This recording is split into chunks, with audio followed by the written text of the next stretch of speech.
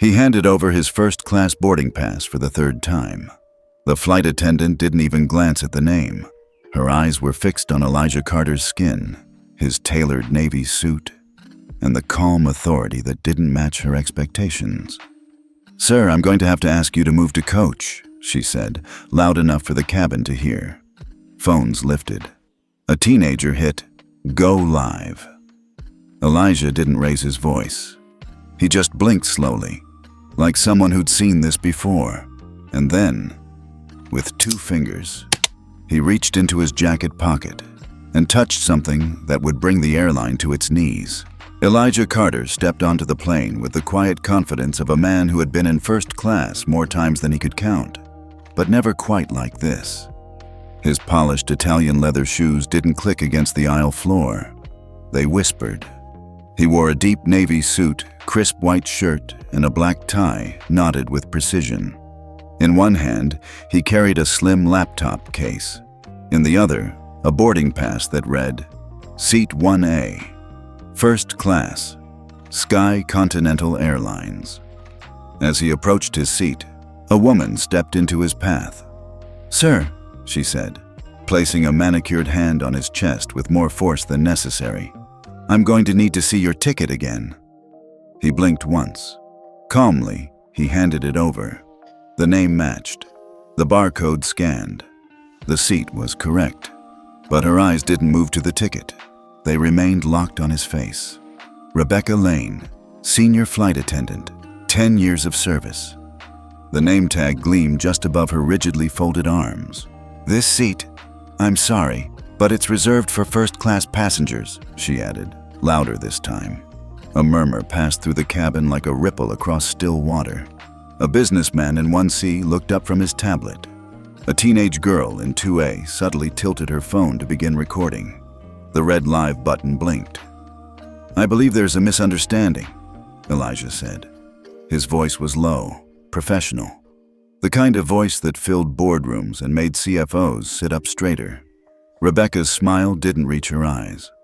"Are you sure this is your boarding pass?" He nodded. "Positive." She held it up to the light as if expecting to find a counterfeit watermark. "Did you use miles to upgrade? Sometimes our system glitches. You know how it is." "I paid full fare," Elijah replied, just loud enough to be heard by the people in rows nearby. "Round trip. Business account." "I see." She didn't move. "Still, I think you should wait by the galley until we verify this with the gate."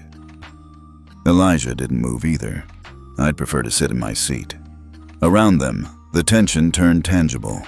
The businessman in 1C leaned toward his neighbor. "Finally, someone's doing their job.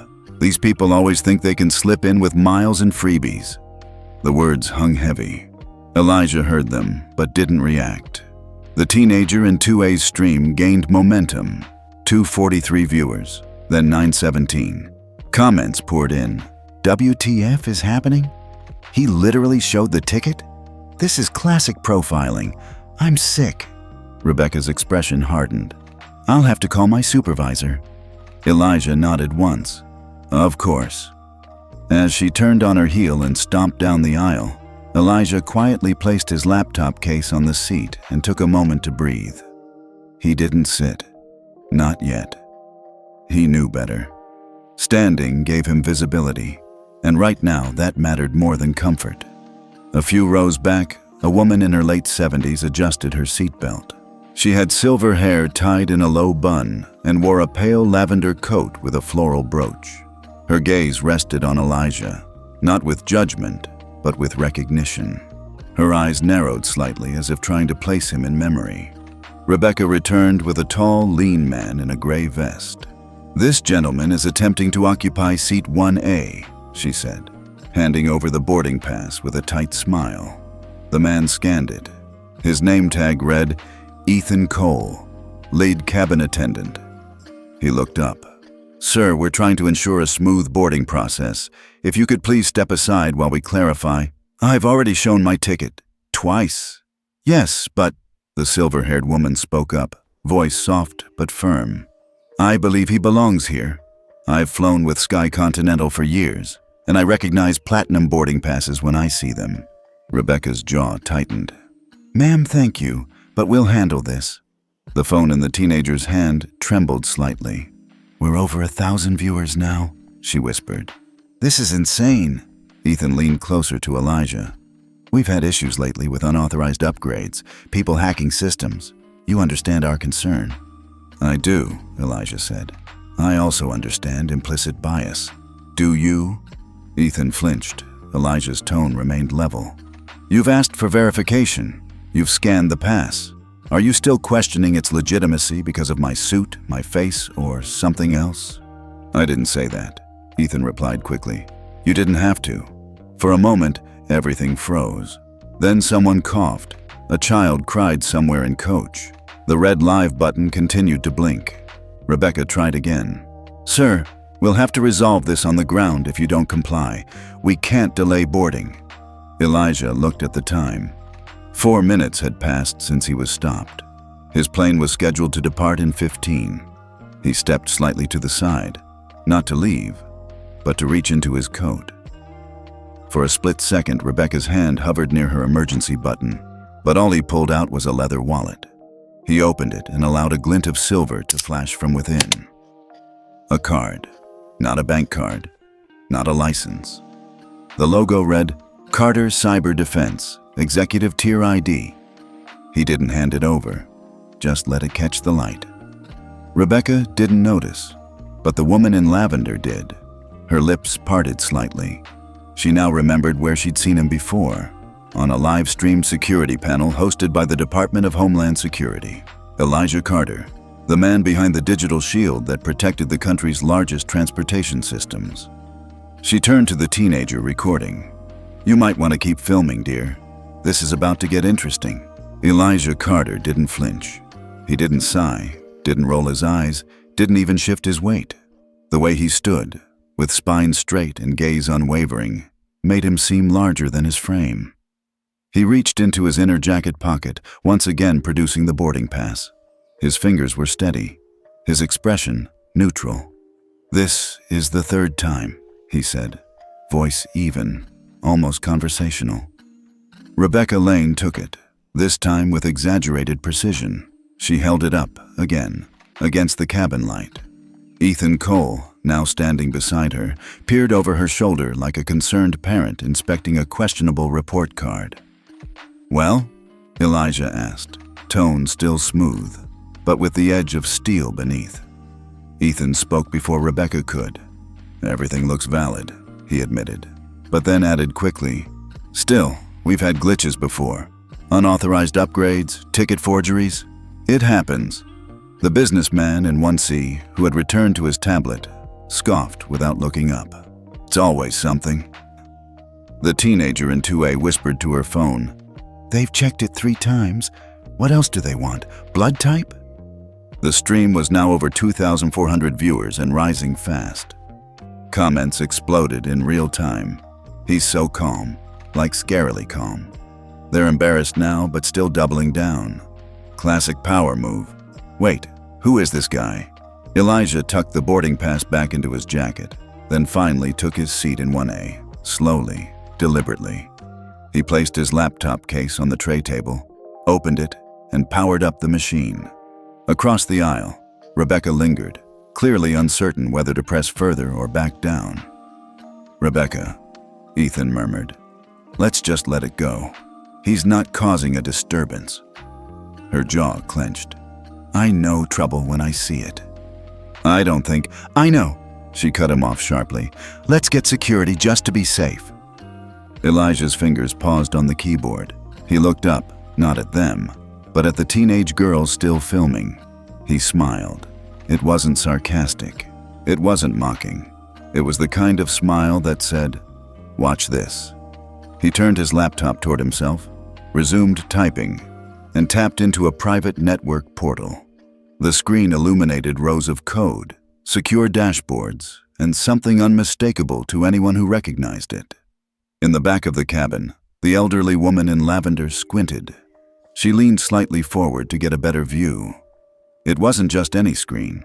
It was a real-time status interface, system data from Sky Continental's internal booking infrastructure. The kind that no regular passenger, no employee outside of corporate IT should have access to. Ethan noticed first. His brows furrowed. What is that? Rebecca moved in for a closer look, her face draining color the closer she got. The screen displayed live booking traffic, gate sync logs, security clearance statuses, back-end infrastructure timestamps. Elijah didn't look at them. He just continued typing, occasionally pausing to scroll or nod to himself as if he were approving changes or updates. It wasn't a bluff. It was power. Rebecca took a half step back. Elijah finally turned the screen toward them, just enough for them to catch the upper left corner, where the header read, Carter Cyber Defense, Sky Continental Priority Access Node. The font was small but unmistakable. Ethan's mouth opened, then closed. Rebecca looked as if she'd been slapped. Sir, Ethan started carefully. I'm going to have to ask. No, Elijah cut in, voice calm but absolute. You've already asked enough. The cabin fell quiet. The businessman in 1C looked over, now finally interested. What the hell does priority access node mean? He muttered. The woman in lavender chuckled quietly.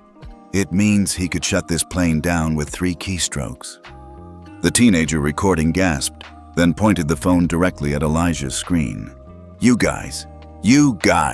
He's running the airline. The comments exploded again. Wait, what? That's Carter Cyber Defense. Oh my God, that's Elijah Carter.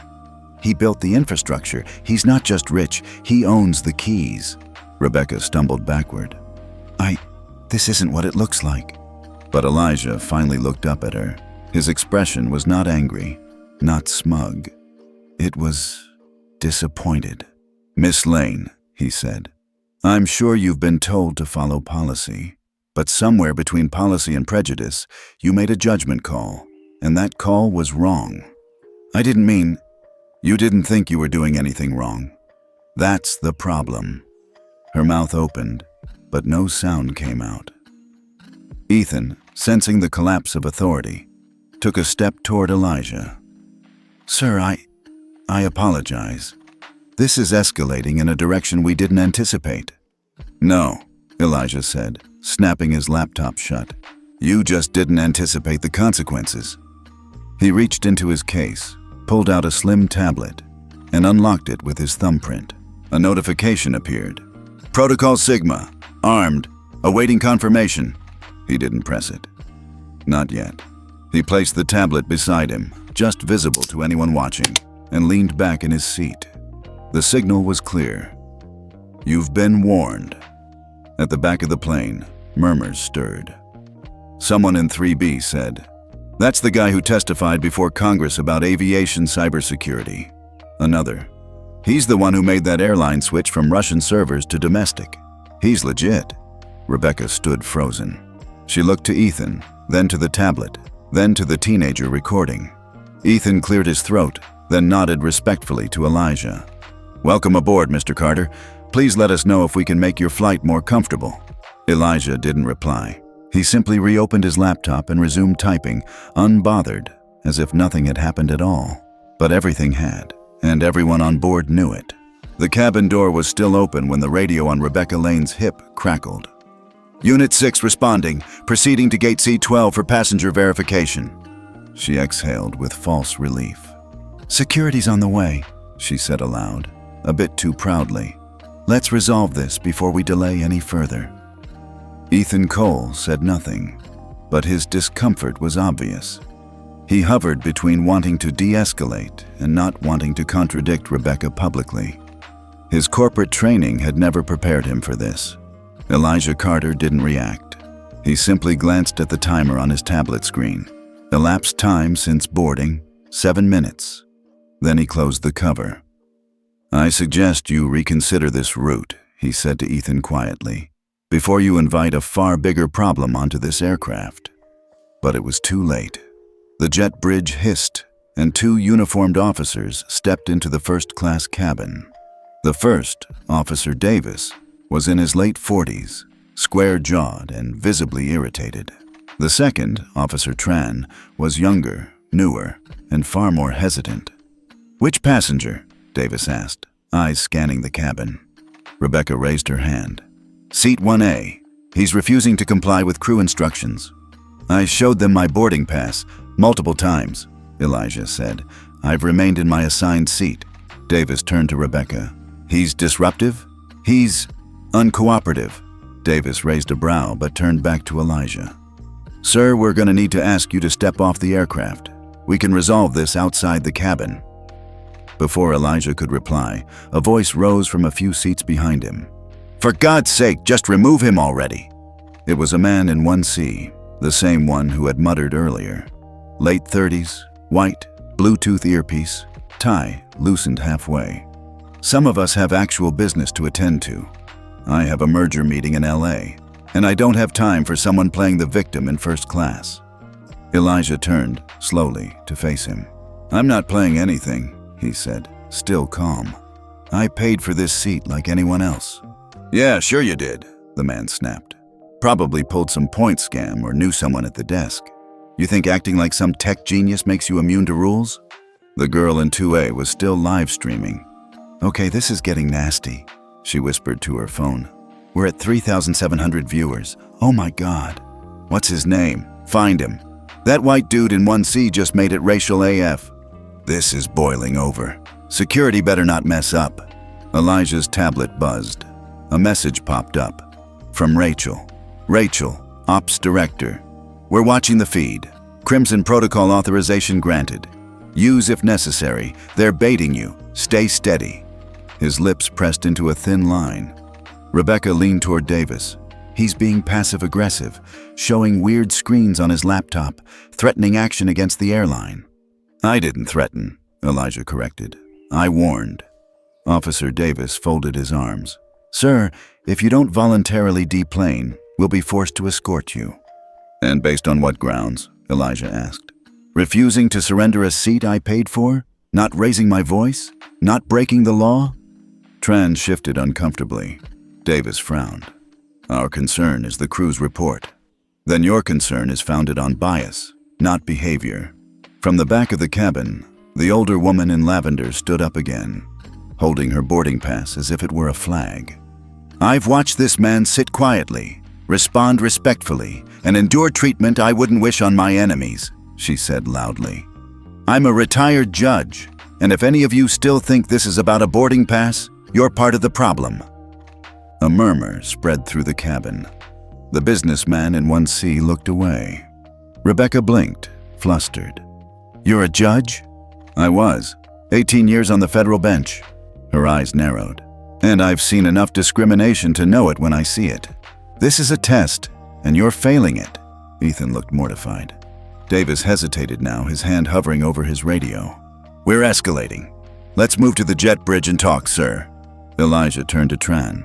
"Officer, what's the regulation on removing a paying customer from an aircraft without disturbance, complaint, or policy violation?" Tran stammered. It depends on the situation." "No, it doesn't," Elijah said, still seated. "It depends on perception.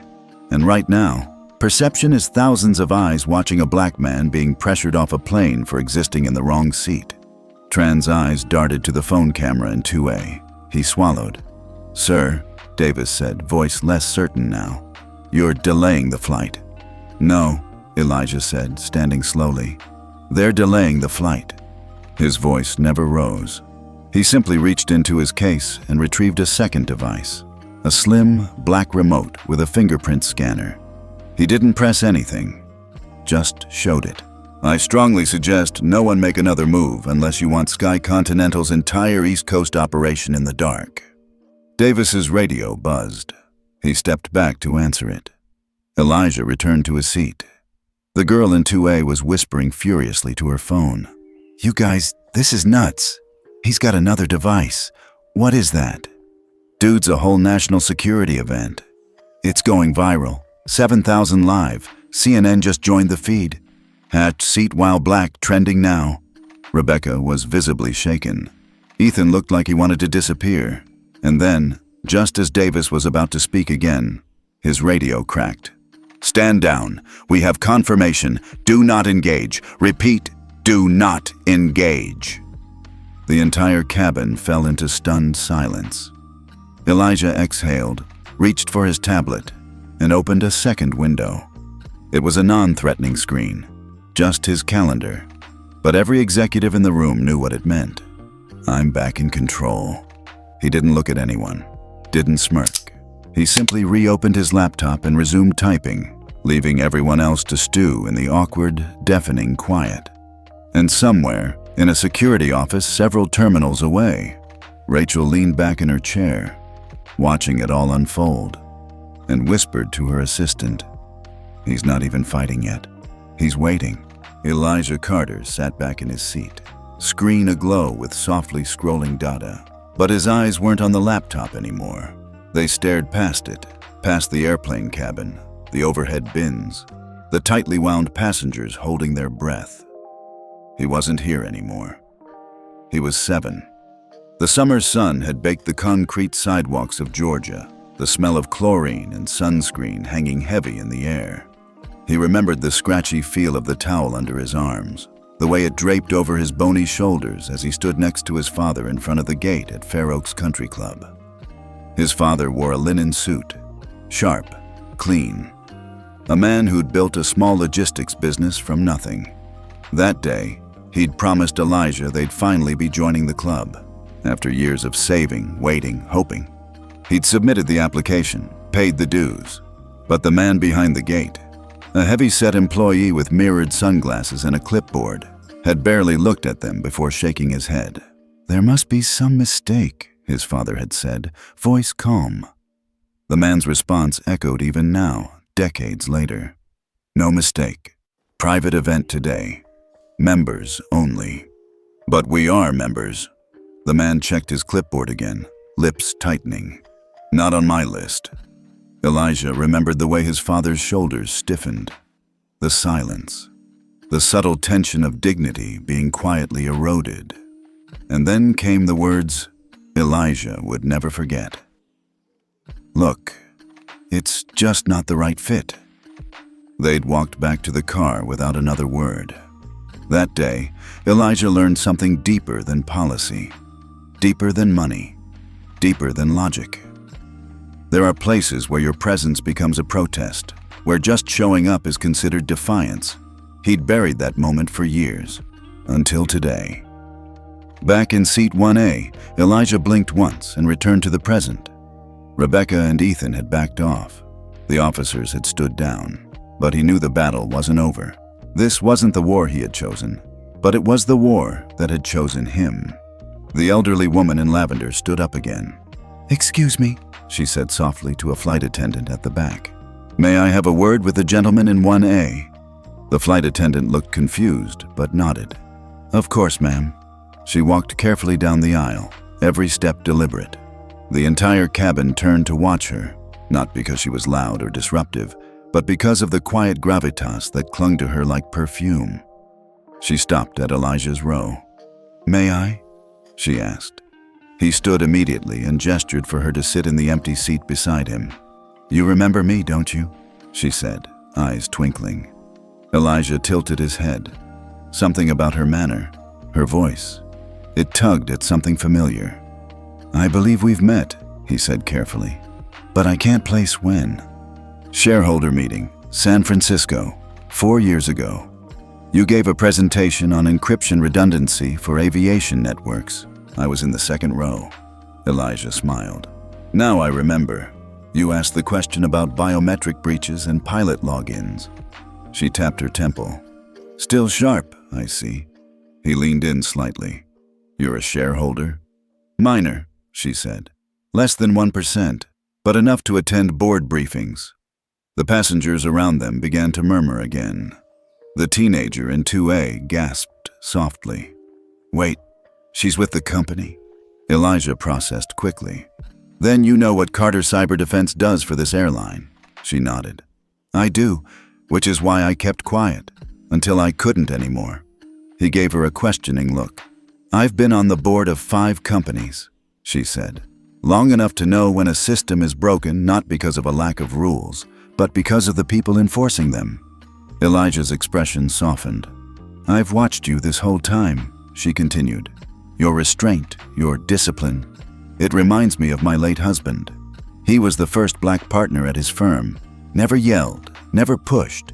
He made people listen just by existing. You carry that same weight." "I try," Elijah replied quietly. "But sometimes I wonder if silence just gives them space to do it again." She reached into her handbag and pulled out a business card. It had no company name, just her name, a phone number, and a subtle embossed logo of a plane with a rising sun. "I want you to know," she said, "there are people on the inside watching too. People who still believe accountability matters." He took the card, nodding with sincere gratitude. "Why now?" he asked. She looked toward Rebecca, who now stood frozen near the galley, no longer in charge of anything. "Because silence makes us complicit. And I've been quiet for too long." The cabin was still. The businessman in 1C glanced away from his phone. The mother in 2B held her child a little tighter. Even Ethan, now seated in the jump seat, looked downward. The woman stood. "You don't owe them an explanation," she said firmly. "But they owe you one." Elijah remained quiet as she returned to her seat. But inside, something shifted. Not anger, not triumph. A flicker of hope. The live stream audience picked it up instantly.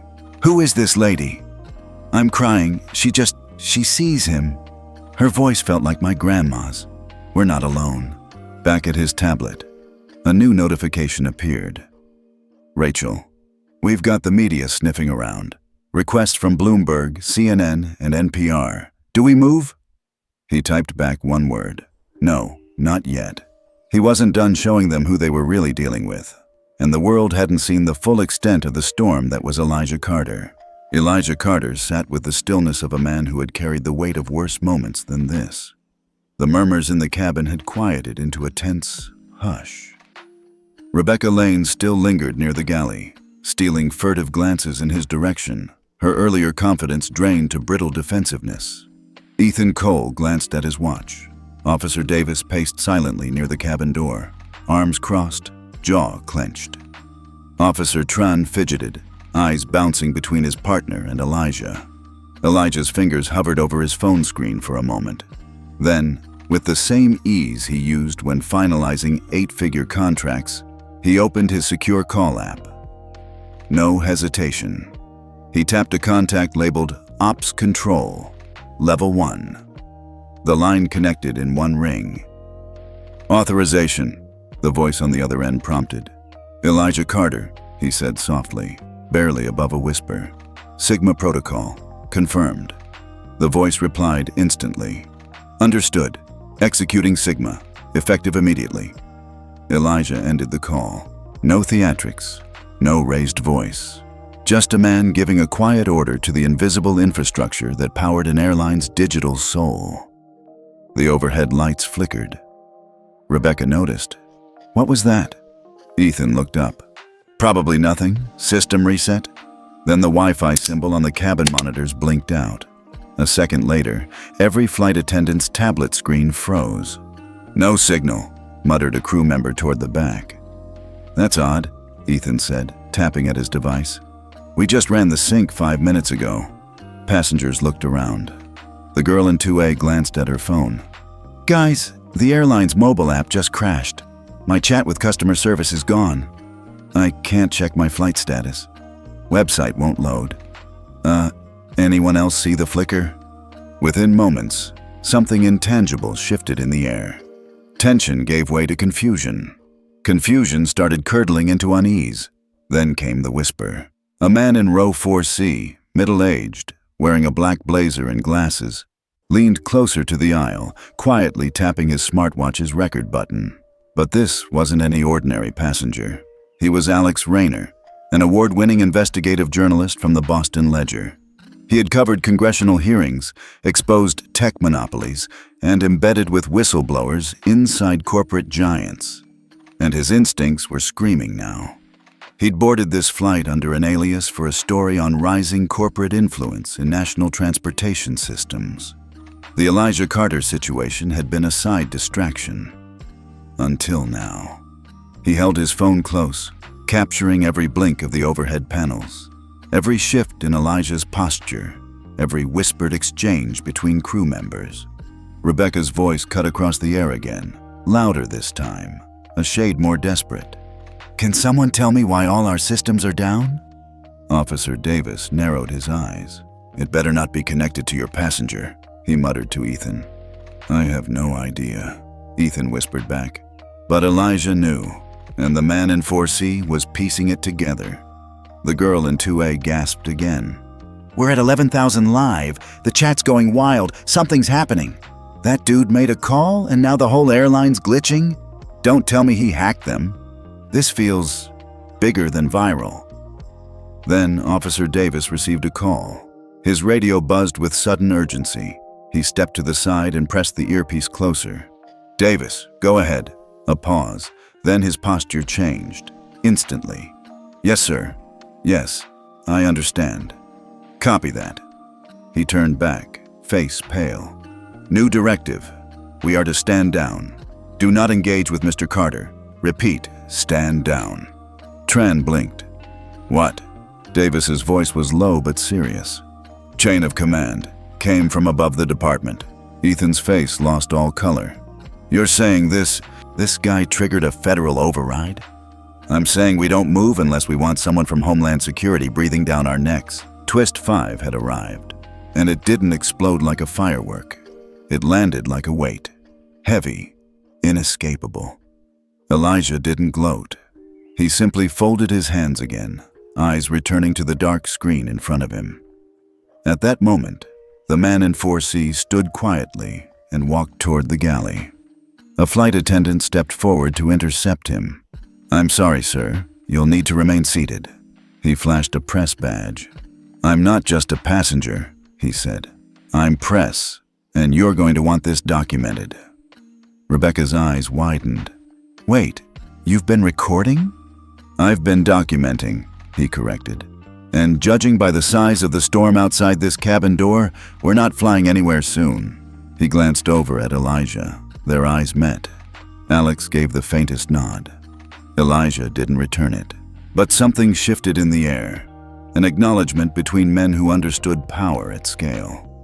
Back in 1C, the businessman who had demanded Elijah be removed now tapped frantically on his dead app. "Why is my boarding info gone?" he said. "Why is nobody answering at customer service?"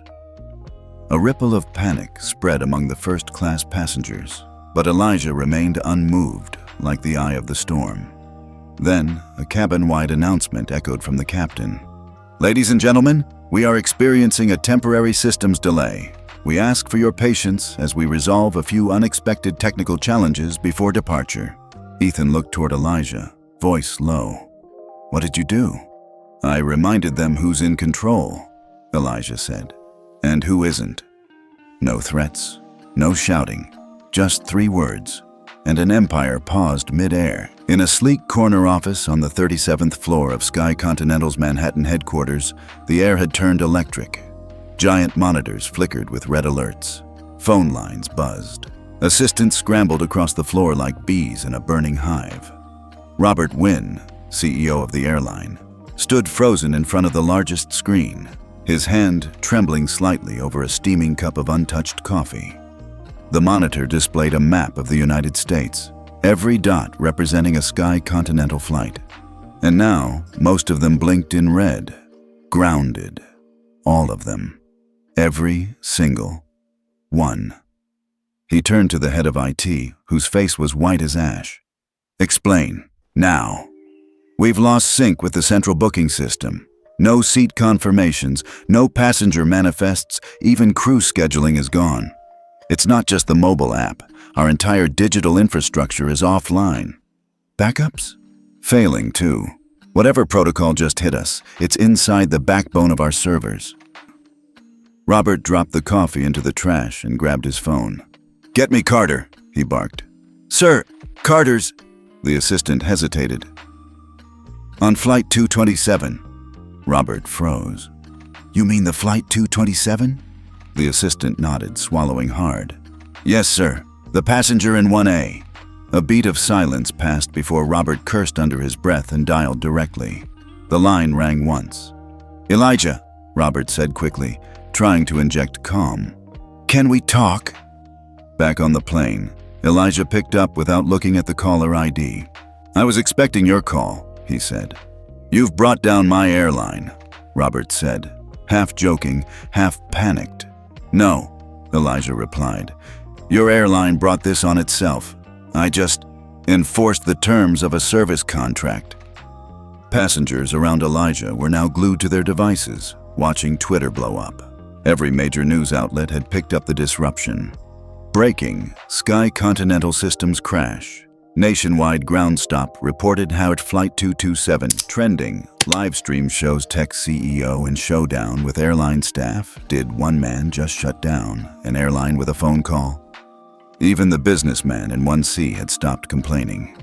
Now, he sat silently, Googling Elijah's name with furrowed brows.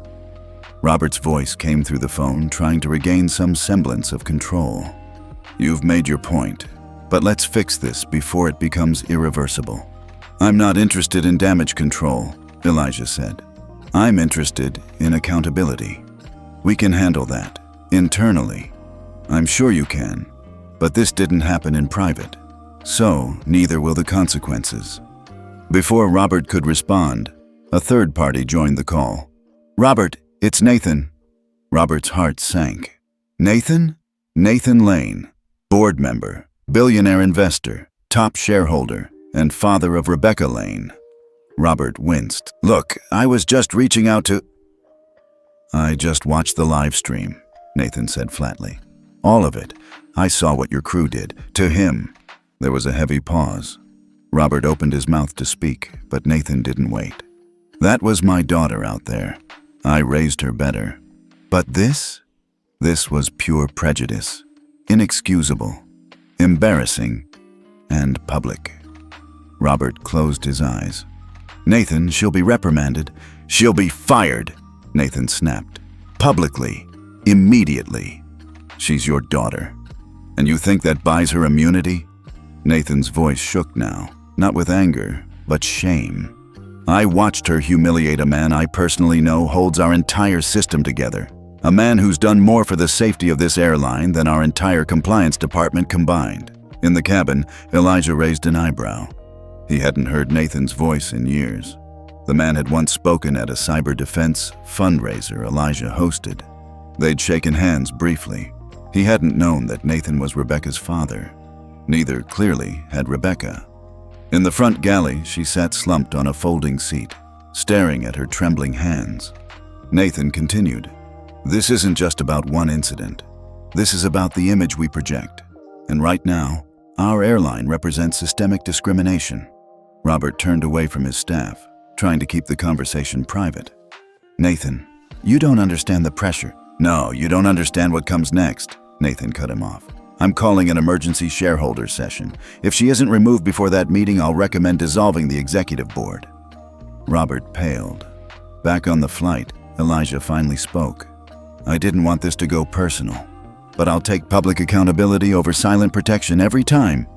"Understood," Nathan said. There was a pause. Then, more quietly, "Elijah, I'm sorry. For her, for all of it." Elijah didn't respond. He ended the call. In row 4C, Alex Rayner, the investigative journalist, was whispering into his phone's microphone. "We now have confirmation from 2 independent sources that the man in seat 1A is Elijah Carter, CEO of Carter Cyber Defense. He is responsible for the very infrastructure Sky Continental relies on, and he has just executed what appears to be a contractual service halt, crippling the airline's systems. The fallout is already rippling through major airports nationwide." The live stream passed 17,000 viewers. In the cockpit, the captain received a direct message from HQ. "Remain grounded. Await override clearance. National level command structure engaged." Even the pilots weren't immune anymore. Rebecca sat quietly now, her name already trending on Twitter. #Rebecca Lane, Sky Continental. Fail. Seat while black passengers whispered. The teenager in 2A turned her phone to Elijah. "I think they just said you're on CNBC." He didn't respond. He stared out the window, his reflection calm, composed. But inside, a storm of measured fire was still building. Because this wasn't just about a seat anymore. It was about systems. Who builds them, who owns them, and who gets punished when they break. The cabin had turned into a pressure cooker of silent tension and whispered disbelief. Screens glowed across first class, each one displaying some version of the same story. A complete systems failure at Sky Continental Airlines, all flights grounded, speculation rampant. And Elijah Carter, still seated in 1A, still calm, was at the center of it all. Ethan Cole shifted uncomfortably in his jump seat, his tablet completely frozen. Rebecca Lane, her hands now clenched into fists on her lap, no longer moved with authority, but with fear. Fear of what came next, fear of exposure, and fear of consequences. The teenager in 2A, still filming, lifted her phone higher. "Elijah Carter," she whispered into her mic. "That's him, Carter Cyber Defense. I just looked it up. Oh my God. He's the CEO? He shut it all down. With one call? Boss move, I'm screaming." Someone in row 3 said aloud, "This guy runs the system, and they tried to throw him off the plane." The dominoes were falling. Elijah, noticing the gathering attention, stood. Not quickly, not with drama. He moved like gravity itself was shifting around him, measured, deliberate, undeniable. He turned, facing the cabin. "My name," he said, projecting his voice so it carried to the back of first class, "is Elijah Carter. I am the CEO and founder of Carter Cyber Defense." Gasps rippled through the rows like waves through still water. "My company," he continued, "is under contract with Sky Continental Airlines and 14 other major aviation providers to maintain, secure, and monitor their back-end booking and operations systems. We ensure that flights are scheduled, crews are assigned, gates are confirmed, and passengers are properly processed through every digital touchpoint." He paused. "And today, I have suspended that service." A man in 2C dropped his phone. The businessman in 1C looked like he'd been slapped. "I did not do so lightly," Elijah said. "But when your own systems are used not to protect, but to discriminate, when the very people contracted to deliver service weaponize their power to exclude, then that system must be stopped, at the source." The cabin was frozen in rapt attention. He turned slightly, letting his voice carry just enough to make sure both Rebecca and Ethan heard. "I didn't want attention. I didn't want a moment. I paid for my seat. I followed every rule, but I was judged, and not by policy, but by prejudice." He turned toward Rebecca directly. "You asked me to step out of this seat because you didn't think someone like me looked like they belonged here." Rebecca opened her mouth, but no sound came. "And you," he said, looking at Ethan, "stood by and watched. You added your voice to hers, not because you had facts, but because you had comfort in her judgment." Ethan looked down. That's when a new voice spoke up. It was the man in 4C, Alex Rayner, the investigative journalist. He stood, holding up his phone. "I've been covering systemic bias and hidden institutional patterns for over a decade," he said. "And I just got off the phone with someone in legal at Sky Continental. I pulled flight crew records through a source." The cabin leaned in. "Ethan Cole," Alex continued, "was formally reprimanded last year for discriminatory treatment of a female pilot. He blocked her promotion and sent a memo citing emotional instability. Internal HR recommended mandatory retraining." Gasps, whispers. Ethan looked up, color draining from his face. "But the retraining never happened," Alex said, "because his supervisor, an old buddy from his academy days, overrode the decision and sealed the record. Internal cover-up. No way. This just got deeper. So this isn't his first time? Man's been dirty all along." Rebecca stared at Ethan, horror dawning in her eyes. "You said it was false," she whispered. "You told me." Ethan didn't respond. Elijah simply shook his head. "How convenient," he said quietly. "Men like you always know how to protect each other." The girl in 2A could barely contain her voice. 30,000 viewers now. CNN's showing the live stream. This is insane. Elijah returned to his seat, but the energy didn't settle. It built. The passengers weren't just witnessing a corporate standoff anymore. They were seeing the cracks in a whole system, one they had unknowingly supported with silence, or worse, complicity. The captain's voice came over the intercom. "Ladies and gentlemen, this is Captain Ortega. Due to technical difficulties affecting airline operations nationwide, we remain grounded. Please stay seated. We appreciate your patience." No one moved. Elijah turned his screen back on. His email pinged. Subject: Media request. Exclusive interview offer from NPR. Subject: Board Director statement. Full support for termination of Lane and Cole. Subject: Senate Transportation Subcommittee. Request for testimony. He ignored them all for now. Across from him, Rebecca finally stood, her legs trembling. She walked a few steps toward Elijah's row and stopped. "I didn't know who you were," she said, voice barely audible. "I know," Elijah replied. "I didn't mean to." "That's the problem," he said, cutting her off gently.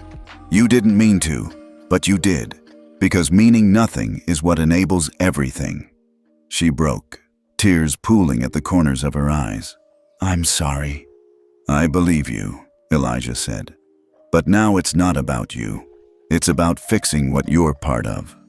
She nodded slowly and turned away.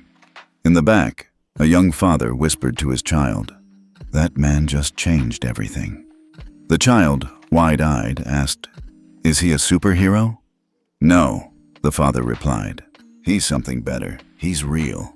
Elijah Carter sat once again in seat 1A, the hum of the aircraft's standby systems a quiet undercurrent to the storm that had just erupted within the cabin. But this was the calm after exposure, not resolution. Not yet. His phone buzzed. Again. He checked the screen. Robert Wynn. Incoming call. He accepted. "Elijah," Robert said quickly, voice tight. "Look, we've had a catastrophic series of failures. PR, operations, legal. I want to de-escalate this. Can we talk privately?" "This is private," Elijah replied. "You called my phone." "I mean off the record," Robert clarified. "Let's resolve this quietly." Elijah's lips curved, not in amusement, but in recognition. "There's nothing quiet about what's happened here," he said. "You think I did this for silence?" Robert exhaled sharply. "I'm not denying what happened was wrong. Rebecca Lane is already being processed for disciplinary action. Ethan Cole will be dealt with, but if we make this public, the board will panic. Shareholders will overreact. I can't control the spiral." Elijah paused, letting the moment hang. "You should have thought of that before allowing the spiral to begin." Robert's voice lowered. "What do you want?" Elijah's gaze scanned the cabin, still hushed, still holding its collective breath. The passengers knew something bigger was unfolding. The live stream was still active, still climbing. People were not just witnessing drama. They were waiting for justice. "I want 3 things," Elijah said firmly, "and not one of them is negotiable." "I'm listening." "First," Elijah began, "Rebecca Lane is to be immediately suspended, pending a formal investigation. Not quietly moved, not given a leave of absence. Suspended publicly." Robert sighed. "We can do that." "Second," Elijah continued, "Sky Continental is to implement a mandatory bias and anti-discrimination training program for all customer-facing employees. Not the corporate check-a-box type. Real education. Partner with institutions like Stanford or Yale, experts who have research, not just recycled PowerPoints. That's costly. So is grounding a national fleet," Elijah said coldly. "Point taken," Robert muttered. "Go on." "Third," Elijah said, his voice carrying the weight of thousands of silenced passengers past. "I want a transparent, independently monitored reporting system for all discrimination incidents, passengers and employees alike. Accessible, anonymous, traceable, and most importantly, accountable." Robert hesitated. "That's sweeping." It's overdue. Robert paused again. Then, you'll get all 3. But let's discuss how we announce this. There's no need for you to go public with this call or these demands. We can issue a joint statement. General apology. Keep it corporate, not personal. Elijah closed his eyes for a moment. I didn't shut down your systems for a press release. Robert's tone grew more defensive. Elijah, we're on the same side here. No, Robert, Elijah said quietly. You're just suddenly uncomfortable because the world got a seat at the table. And that seat didn't come with champagne or a silk napkin. It came with truth. Elijah, listen to me. No, Elijah interrupted. You listen. He stood again, facing the cabin. His voice wasn't loud, but it didn't need to be. Ladies and gentlemen, he began. Some of you may be wondering what's next. You've seen what happens when a system fails, not technically, but ethically. When protocol is used to exclude rather than protect. Rebecca sat frozen. Ethan didn't even look up. I've just spoken with the CEO of Sky Continental Airlines, Elijah continued, and I've made 3 demands. Robert's voice echoed faintly from the phone. What are you doing? First, Elijah said, ignoring him. The flight attendant who judged me unfit for this seat based on how I look will be suspended pending investigation. A collective nod moved through the cabin. Second, every customer-facing employee in this airline will undergo real, effective professional bias training. Someone clapped. Others followed. And third, Elijah finished, this airline will establish a formal, monitored system that allows people to report discrimination and see it addressed. Cheers broke out. Not thunderous, but honest. Elijah looked at his phone, still connected. I didn't make those demands in a boardroom, he said. I made them here, in front of witnesses, because that's how change happens, when people are watching. He ended the call. The applause grew louder. Robert's name was trending now, right below #Justice in First Class. Back in the cockpit, the captain exhaled. He wasn't sure whether to be inspired or terrified.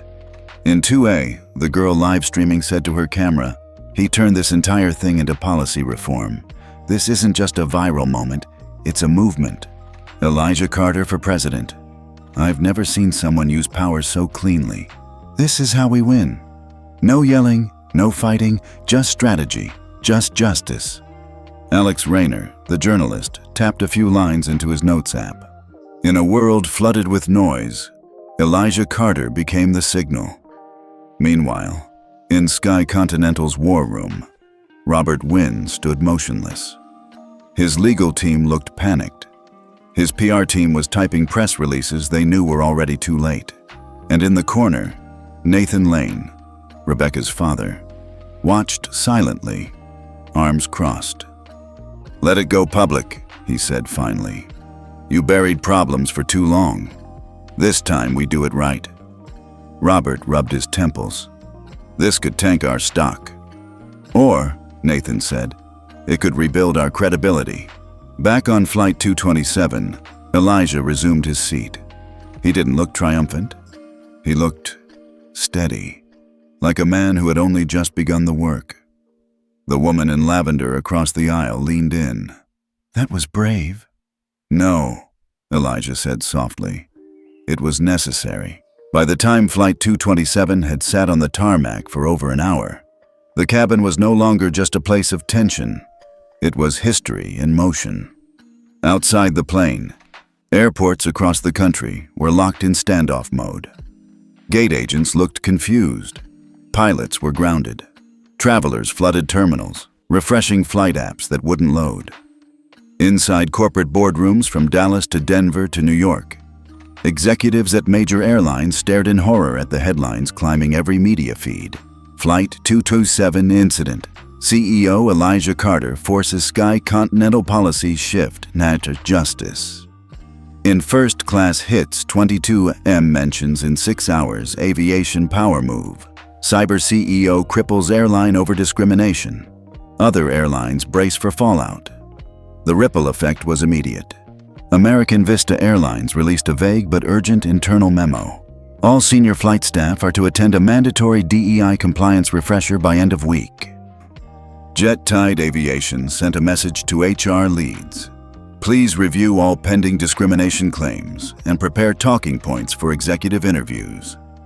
One anonymous airline CEO texted a peer, "We built the systems. He built the kill switch." The industry had spent years digitizing itself.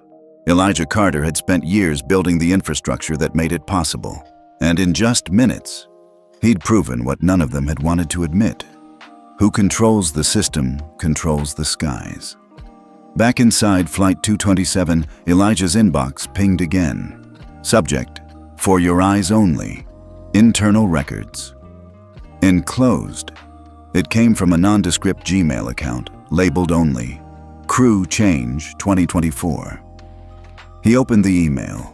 Inside were over 24 attachments, screenshots, voice memos, employee reports, internal conversations between Sky Continental flight crew, gate staff, and HR reps, documenting years of discriminatory behavior, ignored complaints, and corporate deflections. One memo read, "We told HR Rebecca was profiling passengers back in 2022. They said customer perception is subjective." Another message, sent anonymously. Cole used to joke that he could spot a fake platinum by the haircut. Everyone knew what he meant. And then the final note. If this reaches Carter, maybe someone will finally listen. Elijah scrolled slowly, jaw tight. This wasn't just about him anymore. This was a system, cracked, rusted, and deliberately patched over. In row 4C, Alex Rayner was already filing his first piece. The Flight 227 incident is no longer just about one airline or one CEO. It has become a cultural flashpoint where technology, discrimination, and accountability collided in real time. And the industry may never look the same again. At Sky Continental HQ, a crisis meeting had spilled into the evening hours. Robert Wynn stood in front of a projector, sweat beading along his temples. Behind him, a PowerPoint slide read, "Strategic Response Timeline, Flight 227 Aftermath. We'll release a joint statement with Carter by morning," he said. "Frame it as collaboration, not confrontation. Rebuild trust." An executive raised her hand. "It's too late. Hashtags are louder than headlines now." Someone else chimed in. "Jet Tide just froze all first-class upgrade programs. They're panicking." Another.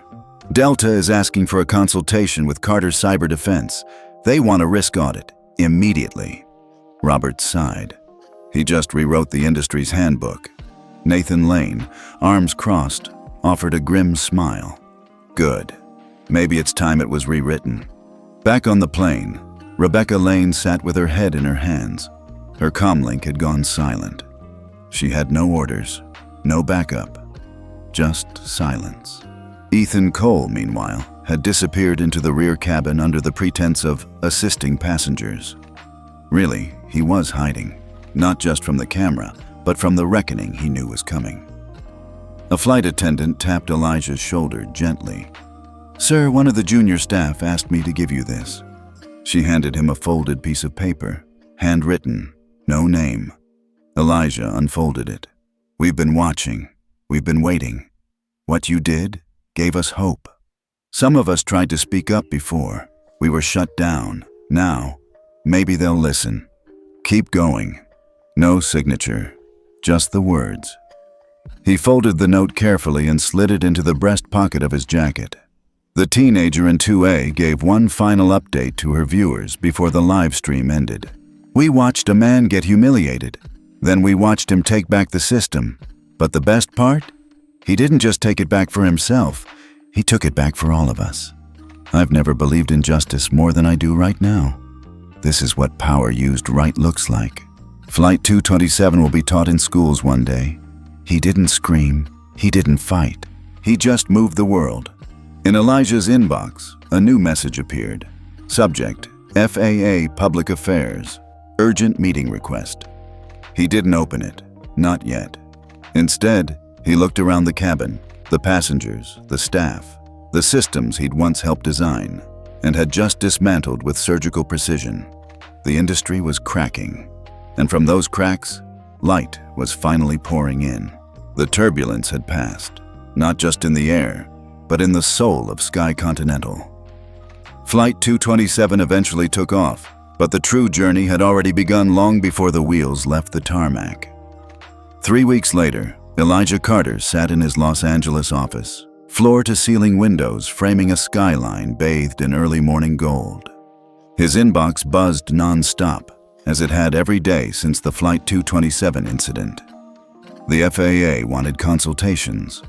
Congress requested testimony. Airlines lined up for cybersecurity audits. Venture firms offered partnerships. Universities requested speaking engagements. But the email that caught Elijah's eye wasn't from a government office or global boardroom. It was from an internal assistant at Sky Continental. Attached, a scanned, handwritten letter. Subject line: Letter from Airline, delivered per request.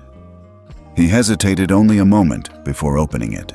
The handwriting was delicate but intentional, each line curved with care, not rehearsed formality. He read, "Mr. Carter, 3 weeks ago, I didn't know who you were. More importantly, I didn't know who I was. I thought I was just doing my job. I thought following protocol meant I was right. That professionalism excused instinct. But watching you sit in that seat with more grace than I could have mustered if our positions were reversed, that changed something. When I was suspended, I thought it was punishment. Now I understand. It was an invitation. The training they required us to take wasn't what I expected. It didn't make me feel guilty. It made me feel exposed. Not in a shaming way, but in a way that showed me parts of myself I had buried under years of authority and routine. I saw every moment I dismissed someone's discomfort, every look, every assumption, every breath I took that said, I belong here, while making someone else feel like they didn't. And for the first time, I saw the version of me through your eyes. It was painful, and it was necessary. Carter, I don't ask for forgiveness. I write to thank you. You didn't just hold a mirror to this company. You held one to me, and I'm better because of it. Respectfully, Rebecca Lane Elijah sat still for a long time, staring at the screen. His assistant, Rachel, poked her head into the office. You good? He nodded slowly. Better than I expected. She smiled. You've got 5 minutes before the advisory call with Delta. Want coffee? Just water, he said. And one more thing. Yeah. He turned the screen so she could see the letter. Draft a proposal. I want Rebecca Lane to lead the industry-wide bias training initiative. Not just for Sky Continental, for every partner airline. Rachel blinked. You want her to run it? She's the perfect person. She's the one who... I know exactly who she was, Elijah said calmly. And who she's becoming. That's what this is about. Rachel's eyes softened. You really believe she can do it? She already has, he replied. Anyone can repeat policy, but someone who's lived transformation, that's someone people will listen to. When the announcement came, the aviation industry was stunned. Sky Continental announces new head of bias prevention initiative. Rebecca Lane, from suspension to leadership, a journey of change. Carter endorses former flight attendant to lead industry. Reform social media split for a moment. Some were confused, some cynical. But then the full picture unfolded. A video dropped. An internal training snippet leaked by a staff member. Rebecca stood at the front of a seminar room, hair tied back, no makeup, no uniform. Just a woman speaking plainly. I used to think professionalism meant silence, that it meant certainty. I never questioned why I felt discomfort when someone didn't look like what I expected. I just called it gut instinct. She paused, breathing deep. It wasn't instinct. It was conditioning. The clip exploded across platforms. Okay, I judged her too early. She's owning it. Redemption arc we didn't see coming. She's gonna change more lives than she ever hurt. This is what growth looks like. In the comments section, one name kept appearing. Elijah Carter. 2 weeks later, Elijah received another message. Subject: Live session invite. Rebecca Lane keynote. He tuned in. Rebecca stood at a conference podium, the same voice now steadier, clearer.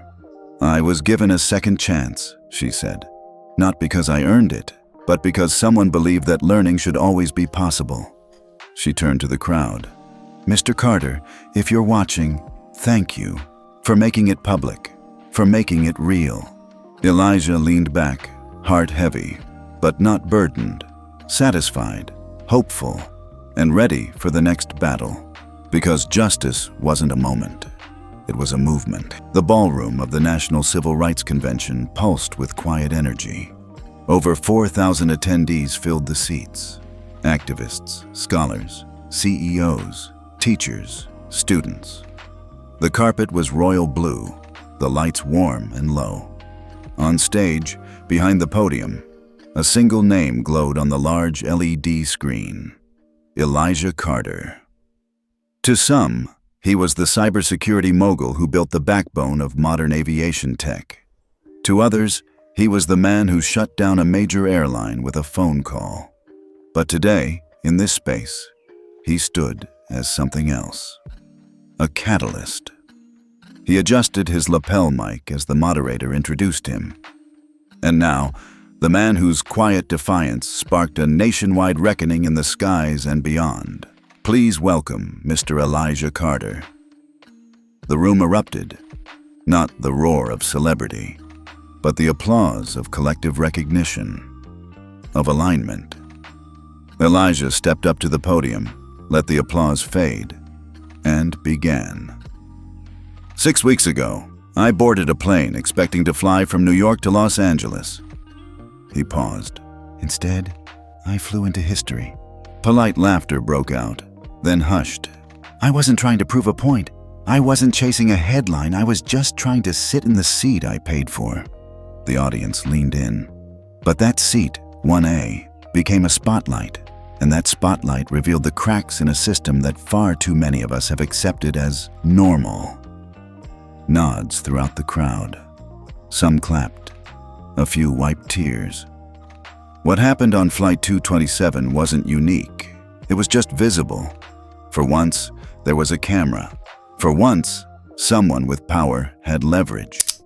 He paused again, scanning the room.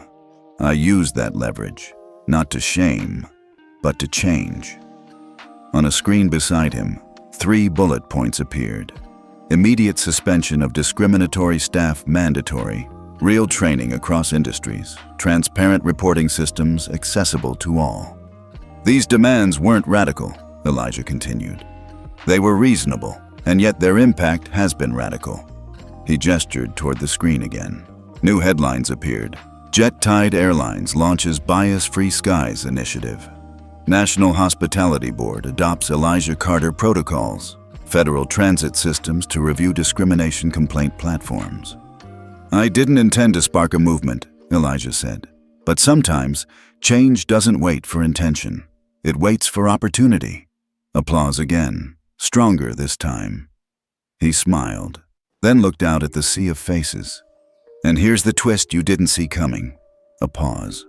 The girl who live-streamed Flight 227 from seat 2A, the one whose voice cracked as she whispered, "This is wrong," into her phone. A murmur ran through the audience. She's here today, not just as a guest, but as the national media director for the #JusticeInFirstClass campaign. Spotlights turned. From the side of the room, a teenage girl with curly hair and a blazer 2 sizes too big stood, blinking into the lights. A bit awkward, but unmistakably proud. The room rose in applause. "She's 17, Elijah said, and she taught us what it means to witness, to share, to amplify." The girl smiled shyly, mouthing thank you to the crowd, her phone still clutched in one hand. "She didn't lead with power," Elijah added. "She led with truth." The audience roared. Elsewhere across the country, ripple effects surged. In Chicago, a hotel chain announced a new guest dignity protocol, modeled after Elijah's reporting system. In Texas, a car rental company introduced a bias incident hotline with 24-hour response. In San Francisco, a college sociology class added Flight 227 to its civil rights curriculum. In the White House press room, a reporter asked, "Does the president support the Carter protocols being federally mandated?" The answer came carefully. "We believe every citizen has the right to dignity in every space they enter, public or private. Mr. Carter's approach is being studied closely." Back at the convention, Elijah began to close. "This isn't about airlines," he said. "It never was." He pointed upward.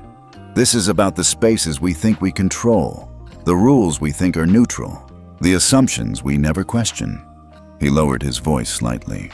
Flight 227 was just a plane, but it carried a truth that's universal. Access is not inclusion. Presence is not acceptance. Another beat. "We must do more than sit in the seat. We must change the system around the seat." Silence. Then, thunderous applause. The crowd rose. Tears, claps, raised fists, shared energy. And one final message on the screen behind Elijah: witness, speak, act. After the speech, Elijah stood quietly backstage. People flooded the green room, colleagues, strangers, civil rights leaders. Everyone wanted to shake his hand, but it was the girl from 2A who made him pause. "You changed my life," she said. "No," Elijah replied, smiling. "You changed mine." They stood for a moment, not as viral figures, not as leader and follower, but as two people who had simply done the right thing in the right moment. One with power, one with a camera, both with purpose. 6 months had passed since Flight 227 became more than a flight number, since it became a symbol, a rallying cry, and a case study in strategic resistance. Elijah Carter now stood before a different kind of screen. Not a cabin monitor or a live streaming phone, but a high-definition display in a boardroom overlooking downtown D.C., where he presented the final quarterly report to a coalition of federal, private, and nonprofit partners. Across the country, the impact had become undeniable. National Complaint Visibility Index, up 78% verified resolution rate, up 63% whistleblower retaliation, down 52%. But the most powerful number sat at the bottom of the slide. Legislative change. Anti-discrimination bill passed in 7 states. What had started as a confrontation in a cabin now lived in law. The Carter Protocol, as it came to be known, had been adopted across airlines, public transportation systems, hotel chains, and, most recently, state-level hiring practices. It mandated transparent complaint systems, third-party monitoring, and measurable training outcomes. And it all began with one man refusing to leave his seat. Elijah ended the call and leaned back in his chair. His office overlooked the Capitol building. He didn't feel triumphant. He felt focused. Rachel, his assistant, entered the room with a small envelope in hand. "This came by courier," she said. "Old school." Elijah raised a brow. "No email?" "Nope, handwritten. And it's strange." She placed the envelope on his desk. No return address. Just his name, Elijah Carter, penned in deliberate cursive. He opened it. Inside was a single-page letter. Short, clean, and powerful. "Mr. Carter, I was on Flight 227, Seat 1C. You probably remember me as the man who told you to be quiet, who wanted you removed. I sat there, watched it all unfold, and said nothing useful. I didn't defend you. I didn't challenge what was happening. I stayed silent, and that silence has haunted me. Because when I watched the world applaud your actions, I realized something worse than guilt. I had the power to speak up, and I chose not to, but that won't happen again. Today, I signed a commitment to fund the next 5 years of #Justice in First Class and expand it into education, healthcare, and tech industries. The check is already in your nonprofit's account. I may have failed that day, but I won't waste this one. Let's build something bigger. Sincerely, Douglas Marin." Elijah froze. Douglas Marin, founder of Marin Media Group, owner of 3 major national news networks, a man worth billions, a man who, 6 months ago, had said nothing. Rachel saw his face change. "Who is it?" Elijah smiled softly. "A ghost from row 1C. Later that evening, Elijah walked through the atrium of Carter Foundation's new HQ, an entire floor donated by a Fortune 100 company after adopting the Carter Protocol. Murals lined the walls, filled with stories submitted by everyday citizens. I was denied entry to a hotel lobby because they assumed I couldn't afford it. Now, I'm a regional manager there. My daughter was mistaken for a janitor at her university. After training, the staff apologized, really apologized. I reported bias, and this time, someone actually called me back. In one corner of the room stood a glass display case. Inside, a printed boarding pass marked 1A, Flight 227. Next to it, a small engraved plaque read, "Sometimes sitting down is how you stand up." Elijah stared at it for a long time. Not with pride, with purpose. Across the country, other movements began to rise, inspired by his playbook. In Seattle, a former restaurant server launched a platform for anonymous service industry complaints. In Miami, a coalition of rideshare drivers used Carter's transparency model to hold app companies accountable for passenger discrimination. In Arizona, a group of medical interns developed a bias response tool for hospitals. All of them pointed back to that one moment, that one seat, that one refusal to move. Back in D.C., Elijah stepped onto another stage, this time in a high school auditorium for a youth summit. He looked out at the students, mostly black and brown, many of whom had seen injustice, but never felt they had permission to challenge it. He began without a mic. "You don't need power to speak," he said. "You just need purpose." The students leaned in. "But when you do get power, whether it's a title, a platform, or even a phone with a camera, use it with purpose. That's the difference between noise and change." He paused. "I didn't shut down an airline to get famous. I did it because one day my daughter might sit in 1A, and no one should look at her like she doesn't belong there." The room stood in ovation. Later, a news clip summarized his legacy and progress.